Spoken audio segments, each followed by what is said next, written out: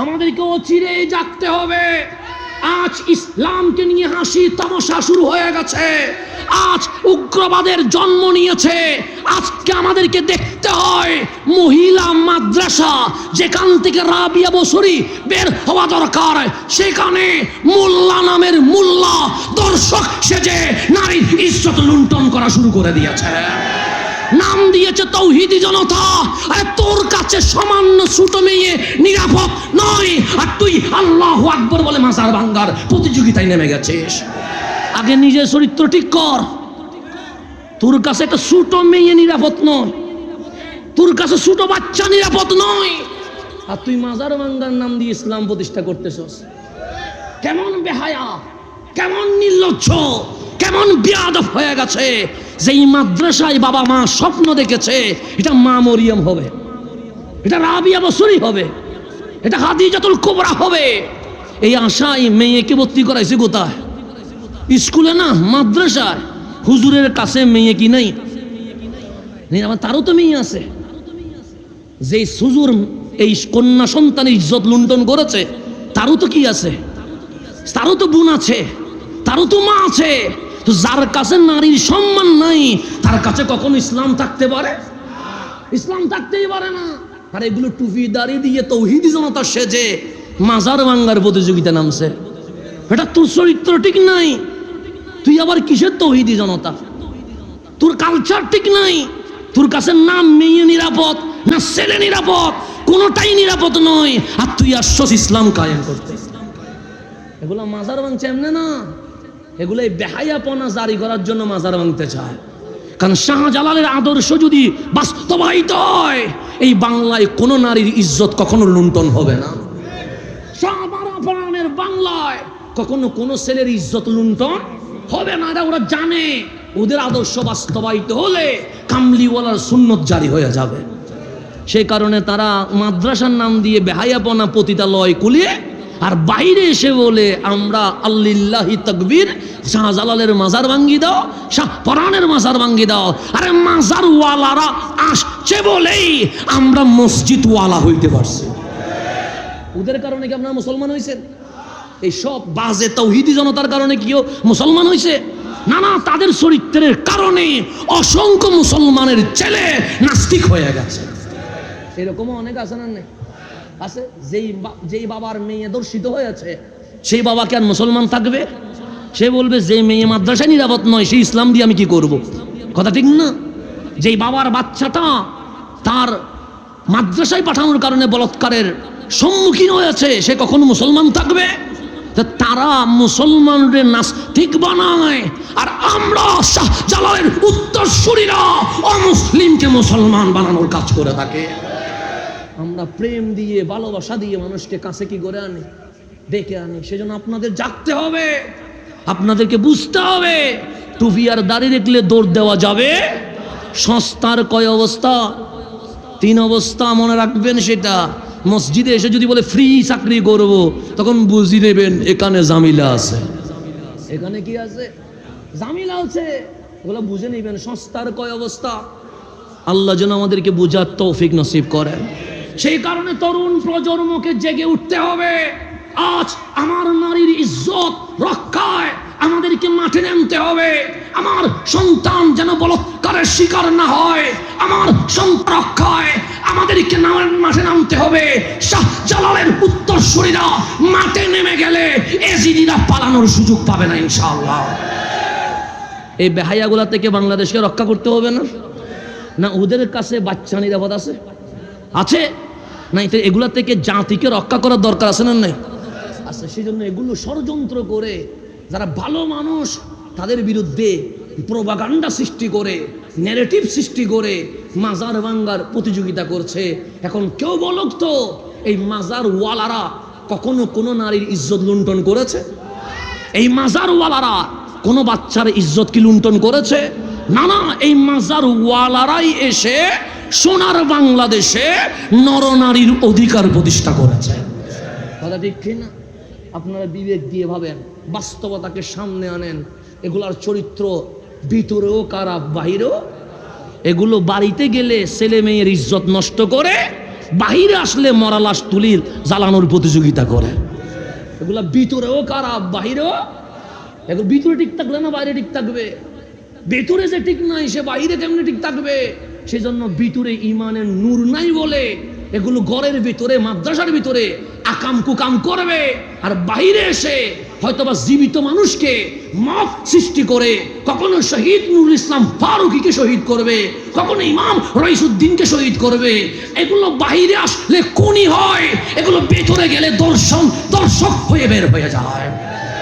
এগুলা থেকে আমাদের জাতিকে বাঁচানোর দরকার আছে নাই? এগুলো বাহিরে আসলে জঙ্গি, এগুলো বাহিরে আসলে সন্ত্রাস, এগুলো বাহিরে আসলে মত সৃষ্টি করে মানুষকে জ্বলন্ত পোড়াইয়া মারে। আর ভেতরে থাকলে হয়তোবা ছেলের ইজ্জত নষ্ট করবে, না হইলে বাচ্চা মেয়ের ইজ্জত কি করবে? নষ্ট করবে। সেই জন্য যেগুলোর ভিতর ঠিক নাই এগুলো কখনো বাহিরে ঠিক হইতে পারে না। সেই জন্য আমরা বলি আমরা তাওহীদি জনতা নয়, আমরা সুন্নি জনতা। কেন? আমাদের কাছে নারায়ে তাকবীর আছে, আমাদের কাছে নারায়ে রিসালাত আছে। যার কাছে শুধু তাকবীর আছে সে ইবলিস হইতে পারে, যার কাছে তাকবীরের সাথে নারায়ে রিসালাত আছে সে ফারুক আজম হইতে পারে। এগুলো আমাদেরকে জানার দরকার আছে না নাই? সেগুলো শিখবেন, জানার দরকার আছে। মূল ইসলাম শিখেন, মূল ইসলাম, স্ট্রিম ইসলাম শিখেন। মূল ইসলাম থেকে সরে যাইয়েন না। কিন্তু আমার নবীও তো বলে গেছে আমার উম্মত ৭৩ দলে কি হয়ে যাবে? ভাগ হয়ে যাবে। তো ৭৩ দলে ভাগ হইলে হক দল কয়টা?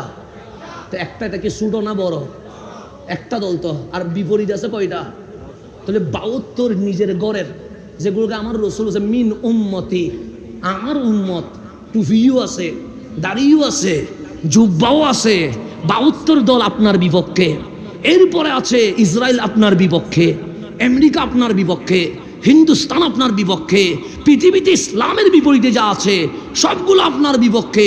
তা আপনার পক্ষে কেউ আছে নাই? ৭২ দলও আপনার বিপক্ষে। টুপি আছে আপনারা গালি দিবে, দাড়ি আছে আপনারা গালি দিবে, জুব্বা আছে আপনারা গালি দিবে। ৭২ দল আপনার বিপরীতে। এরপরে ইসলাম বিদ্বেষী যারা, তারাও আপনার বিপরীতে। তা আপনার পক্ষে তো কেউ নাই। তো আল্লাহ বলছে বান্দা পৃথিবীতে তোর পক্ষে কেউ থাকবে না। সেই জন্য আমার রসুল যখন গারে সুরের ভেতর ঢুকে গেছে, সিদ্দিক আকবরের কোলে কামলিওয়ালা আরাম করছে, হঠাৎ সিদ্দিক গুহার বাহির থেকে দেখতে পাচ্ছে আবু জাহেলের তরবারি ঝনঝন করছে, আবু লাহাবের তরবারি ঝনঝন করছে, উতবা সাইবা উমাইয়ার তরবারি ঝনঝন করছে। মক্কাবাসী সবাই ওই গুহাকে ঘেরাও করে ফেলেছে, সবাই একটাই আওয়াজ করছে, পদচিহ্ন বোঝা যাচ্ছে ইসলামের নবী এখানে আছে, পাওয়া মাত্র গর্দান 2 ভাগ করে ফেলবো। সিদ্দিক আকবর কথাগুলো শুনছে, চোখ দিয়ে পানি বেয়ে পড়ছে। আমিও কাঁদি, আপনিও কাঁদেন। আমার চোখের পানি মাটিতে পড়ে যায়, আমার চোখের পানি টিস্যুতে মুছে যায়, আমার চোখের পানি বুকে পড়ে যায়। কিন্তু আবু বকর আজ কাঁদছে রহমতুল্লিল আলামিনের প্রেমে। চোখের পানিও যেন নবী চিনে, চোখ থেকে গড়ায়া দাড়ি হইয়া ডানেও যায় নাই বামেও যায় নাই, চোখের পানি আমার নবীর চেহারা পাকে পড়ে গেছে। যেন চোখের পানিও নবীরে চিনে। আমরাও তো কাঁদি, কখনো এইদিকে পড়ে যায়, কখনো এইদিকে পড়ে যায়, কখনো মাটিতে পড়ে যায়। সিদ্দিক আকবরও কাঁদছে, কিন্তু ওই চোখের পানি ডানেও যায় নাই বামেও যায় নাই, আমার নবীর চেহারাতে পড়ে গেছে। ফাফতাহাল বাসার, আমার নবী চোখ খুলে দেখলেন আবু বকর কাঁদছে, রহমতুল্লিল আলামিন বসে গেছে। ডাক দিয়ে বলেন লা তাখাফিয়া আবু বকর, আবু বকর ভয় পাইও না। আবু বকর সিদ্দিক বলেন লা আখাফিয়া রাসূলুল্লাহ, নবীকে কখনো ভয় পাই নাই। আমার নবী বলে ভয় যদি না পাও কাঁদছো কেন? ইয়া রাসূলুল্লাহ, যদি আমাকে মারবে এই ভয় হয় এটার নাম ভয়, যদি আমার ভাইকে মারবে এটার জন্য যদি ভয় হয় এটার নাম ভয় নয়, এটার নাম টেনশন। আমি ভয়ে কাঁদছি না, আমি টেনশনে কাঁদছি। আমার নবী বলে কিসের টেনশন? সিদ্দিক বলে মায়ের চেয়ে আপন, বাবার চেয়ে আপন, বউয়ের চেয়ে আপন, ছেলের চেয়ে আপন। আমি আবু বকরের জানের চেয়ে আপন, আপনি রহমতুল্লিল আলামিন। ওরা শত শত মানুষ চলে এসেছে এখানে, আমি আর আপনি আর কেউ নাই। আমার গর্দান কেটে ফেলুক, আমার কোনো আপত্তি নাই। আমি 100 বার লাব্বাইক ইয়া রাসূলুল্লাহ বলে জান দিয়ে দিব। কিন্তু আমি যদি শহীদ হয়ে যায়, আপনি রসুল তো একা হয়ে যাবে না, আপনি নবীকে যদি শহীদ করে দেয়, আমি আবু বকর সইতে পারবো না। আল্লাহ ডাক দিলেন, হাবিব আবু বকর কাঁদছে কেন? হাবিব বলেন, মহলা আবু বকর বলছে আমি আর আবু বকর, এখানে আর কেউ নাই। অথচ বাহারের ওই চৌরার মধ্যে আবু জেহেল, আবু লাহাব, উতবা, শাইবা, উমাইয়া, হাজারো মক্কার মুশরিক একত্রিত হয়ে গেছে, তাদের তরবারি ঝনঝন করছে, এখনই হামলা করবে। আমার আল্লাহ বলেন, হাবিব কে বলেছে দুজন? হাবিব আবু বকরকে বলেন, লা তাহজান, আবু বকর টেনশন করো না, আমরা দুইজন নয়, ইন্নাল্লাহ মা'ানা। কে বলেছে দুজন? আরে আমাদের সাথে তো আল্লাহ আছে। এটা আমি বলি না, কোরআন বলছে। যদি শিরিক বলেন, কোরআন শিরিক করলে আমি কি করব? যদি আপনি বেদাত বলেন, আমি কি করব? কোরআন বলছে ইন্নাল্লাহ মা'ানা। কে বলছে আমরা দুজন? আমি নবী যেখানে, আবু বকর যেখানে, সেখানে তো আল্লাহ আছে। সুতরাং আপনার বিপরীতে যেই থাকুক কোনো সমস্যা নাই, আপনাকে এক করে দেখ কোনো সমস্যা নাই। আল্লাহ বলে, বুকে যদি নবী থাকে, নবী একলা নয়, আমি আল্লাহর সাথে আছি। সেই জন্য আবু বকর সব দিয়ে দিয়েছে নবীর কদমে। আজকে যে রওজা মুবারক, সেটা সিদ্দিক আকবরের টাকায় কেনা। আজকের যে বিশাল মসজিদে নববী, এটা সিদ্দিক আকবরের টাকায় কেনা। সেই সময়ের কোটিপতি আবু বকর আমার নবীর কাছে গিয়ে বললেন, নবী গো, এই মসজিদে নববী বানানোর জন্য কারো থেকে টাকা নেওয়ার দরকার নাই। আমার রসুল বলেন, এত বিশাল জায়গা, কোটি কোটি টাকা লাগবে, কারো থেকে যদি না নেই কেমনে কি? আবু বকর বলে, আমি আসি তো। সেদিন আজকের সময়ের 400 কোটি টাকা আমার নবীর কদমে দিয়ে দিয়েছেন। আমার রসুল বলেন, আবু বকর নিজের জন্য কিছুই রাখবা না। আবু বকর বলেন, নবী পেয়েছি তো, আর কি লাগবে? দিয়ে দিয়েছেন 400 কোটি। ওই রওজা মুবারকের মাটি আবু বকরের কিনা, ওই মসজিদে নববীর পুরা এরিয়া আবু বকরের কিনা, সব দিয়ে দিয়েছে। এখন গড়ের অবস্থা এমন হয়ে গেছে, এক বেলা ভাত খায়, 2 বেলা খাইতে পারে না। পানি আনতে গেলে ভাত থাকে না, চাউল আনতে গেলে তরকারি থাকে না, অভাবের সংসার শুরু হয়ে গেছে। হঠাৎ মোতার যুদ্ধের আহ্বান চলে এসেছে। আমার কামলিওয়ালা বললেন, জানও লাগবে, মালও লাগবে। ফারুক আজম বলেন, মন তো বড় খুশি হয়েছে। কেন? সে সময় দেওয়ার মধ্যে 1 নাম্বার, নাম তার আবু বকর। সম্পদ দেওয়ার মধ্যে 1 নাম্বার, নাম তার আবু বকর। প্রেম দেওয়ার মধ্যে 1 নাম্বার, নাম তার আবু বকর। রাজি করার মধ্যে 1 নাম্বার, নাম তার আবু বকর। আমি উমর সবসময় 2 নাম্বারে থেকে গেছি, কখনো 1 নাম্বার হতে পারি নাই। আজকে যেহেতু আবু বকরের একটু সাংসারিকভাবে সমস্যায় পড়ে গেছে, আমার তো কিছু সম্পদ আছে, আজকে আমি 1 নাম্বার হব। ফারুক আজম বলেন, এমন সম্পদ জমে গেছে, একলা আনতে পারি নাই। আব্দুল্লাহ ইবনে ওমরকে বললাম, চলো আমাকে সহযোগিতা করো। বিশাল সম্পদের বহন নিয়ে নবীর কদমে দিয়ে দিয়েছেন। ফারুক বলেন, আমি বড় খুশি হয়েছি। কেন? আজ আমি 1 নাম্বার হব। আমার নবী বিশাল সম্পদ দেখে বললেন, মা আফকাইত আলি আহলিক, ওমর সব তো আমাকে দিয়ে দিয়েছো, ঘরের জন্য কি রাখছো? আমার ফারুক আজম ডাক দিয়ে বললেন, নবী গো, টেনশন করিয়েন না, হাদিয়া কবুল করেন। যেইটুকু সম্পদ আপনার কদমে আনছি, সেইটুকু সম্পদ ঘরে রেখে দিয়ে আসছি। বউরে বলে এসেছি, যদি না ফিরি টেনশন করো না। কেন? সে জানও দিতে রাজি, মালও দিতে রাজি আছে নবীর কদমে। সে সেই পরিমাণ সম্পদ ঘরে রেখে এসেছি। আমার নবী বলে, তাহলে টেনশন নেই। আমার কামলিওয়ালা দাঁড়িয়ে আছে। ফারুক আজম বলে, আমার সম্পদ নিয়ে নিলেন। উসমান জুন্নুরাইন উনি ওনার সাধ্য মতো দিলেন। মাওলা আলী ওনার সাধ্য মতো দিলেন। আব্দুল্লাহ ইবনে মাসউদ ওনার সাধ্য মতো দিলেন। এইভাবে প্রত্যেক সাহাবী দিয়ে দিয়েছেন। পুরা মসজিদে নববী সম্পদে টাইটম্বুর হয়ে গেছে। কিন্তু আমার নবী যেন কারে খুঁজে। আমি ডাক দিয়ে বললাম, ইয়া রাসূলুল্লাহ, সবাই তো তার সামর্থ্য অনুযায়ী দিয়ে দিয়েছে, ঘোষণা করেন না কে 1 নাম্বার? আমার নবী বলেন, আইনা আবু বকর, আমার আবু বকর কই? ফারুক বলেন, আবু বকর আসছে, মসজিদে নববীর কোনায় দাঁড়িয়ে আছে। আমার নবী ডাক দিলেন, ইয়া আবু বকর তাআল, আবু বকর আমার বুকে আসো। কোনায় কেন দাঁড়িয়ে আছো? সৈয়দুনা সিদ্দিক আসতে লাগলেন, হাতের মধ্যে 2-3টা ফুটলা নিয়ে আছেন। আমার কামলিওয়ালা বলে, আবু বকর তুমিও তো কিছু আনছো দেখি। সিদ্দিকের চোখ দিয়ে পানি চলে এসেছে। কেন? আজকে সবাই সম্পদ দিয়েছে, সবার সম্পদের সামনে আবু বকরের সম্পদ সবচেয়ে কম। আমার নবী বলে, প্রথম পোটলাটা দাও না। আমার নবী পোটলা খুলে দেখে ঘরের প্লেট বাসন চামচ নবীর কদমে দিয়ে দিয়েছেন। আমার কামলিওয়ালা বলে ওই পোটলাটা দেখি। ওই পোটলা খুলে দেখে ডাউল ভাত চাউল যা আছে সবগুলো নিয়ে এসেছে। আমার নবী বললেন পাত্র সবগুলো দিলা, খাবারও দিলা, 3 নাম্বার পোটলায় কি আছে? আমার নবী ওই পোটলা খুলে দেখে গড়ের সোলার ছাই পর্যন্ত নবীকে দিয়ে দিয়েছেন। আমার নবী বললেন আবু বকর গড়ের সোলার ছাইও যদি নবীরে দিয়ে দাও, গড়ে তো কিছু রাখো নাই। সিদ্দিক হাসি দিয়ে বলে কে বলেছি কিছু রাখি নাই, সবচেয়ে দামি জিনিস রেখে দিয়েছি। আমার নবী বলে সোলার ছাই দেওয়ার পরেও তোমার ঘরে আরো দামি জিনিস আছে, যা আছে তো? আমার কামলিওয়ালা বলে কি রেখে এসেছো? সে কামলিওয়ালার কদমে জান মাল দিয়া ঘরের মধ্যে আল্লাহ এবং রসুলকে রেখে দিয়ে চলে এসেছে।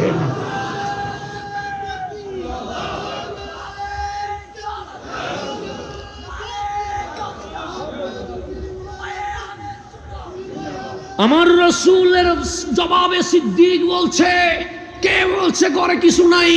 আল্লাহও আছে, রসুলও আছে। আবু বকর নবী তো মসজিদে নববীতে, তোমার ঘরে কেমনে গেল? আবু বকর বলে প্রেমের মতো প্রেম করে দেখ, যদি আবু বকরের মতো প্রেমিক হতে পারিস নবী তোর ঘরেও খুঁজে পাওয়া যাবে। নবী ঘরে খুঁজে পাওয়া যায়, প্রেমিক হইতে পারি নাই সেজন্য নবীরে ঘরে খুঁজে পাই নাই। সিদ্দিক বলে আমার ঘরে আল্লাহও আছে, আমার ঘরে রসুলও আছে। সবাই আপনার বিরুদ্ধে যখন চলে যাবে আপনার সাথে আল্লাহও আছে, আপনার সাথে রসুলও আছে। আজকে যে মাইনুদ্দিনের মাহফিল করেছেন, যে খাজায়ে আজমিরের মাহফিল করেছেন, যে বান্দা নামাজের মাহফিল করছেন, উনি যখন হিন্দুস্তান এসেছেন ওনার ডানেও কেউ নাই, বামেও কেউ নাই, সামনেও কেউ নাই, পিছনেও কেউ নাই। হাতে তরবারি নয়, হাতে তসবিহ আছে। বগলে বোমা নয়, বগলে আল কোরআন আছে। প্যাকেটে ছুরি নয়, প্যাকেটে মেসওয়াক আছে। তার আগেও বখতিয়ার খিলজি উনি 10 বার ট্রাই করেছেন এই হিন্দুস্তানের মধ্যে বিজয় আনার জন্য। প্রত্যেকবার পৃথ্বীরাজের কাছে হেরে যায়। প্রথমবার হামলা করে বখতিয়ার খিলজি হেরে যায়, দ্বিতীয়বার হামলা করে উনি হেরে যায়, তৃতীয়বার হামলা করে উনি হেরে যায়। 10 বার হারিয়ে যাওয়ার পর উনি বলেন এবার আর ছেড়ে দেওয়া যাবে না, এবার প্রস্তুতি নিয়ে ভালো করে আক্রমণ করব যাতে করে আমি এই হিন্দুস্তান বিজয় করতে পারি। এখন উনি পাহাড়ে চলে গেছেন, সৈন্য কালেকশন করছেন। কে আছো? আল্লাহ এবং হাবিবের জন্য জান দিয়ে দিবা। 20,000 সৈনিক রেডি করলেন, সবাইকে ট্রেনিং দিচ্ছেন। পৃথ্বীরাজ বলেন কিরে এবার তো খিলজি আসে না, প্রত্যেকবার তো 1 মাস পর হামলা করে, 2 মাস পর হামলা করে, 3 মাস পর হামলা করে, কিন্তু এবার খিলজিরে তো পাওয়া যায় না।